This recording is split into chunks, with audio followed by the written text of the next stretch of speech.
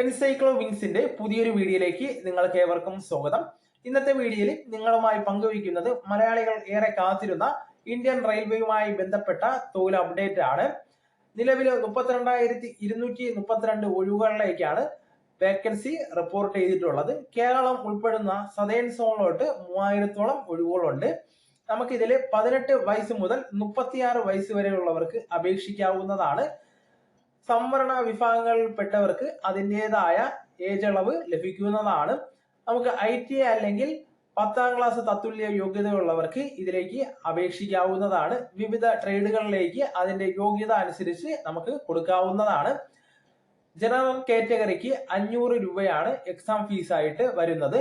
അതോടൊപ്പം തന്നെ മറ്റ് പിന്നോക്ക സമുദായത്തിനും സ്ത്രീകൾക്കും 250 രൂപയാണ് പരീക്ഷാ ഫീസ്.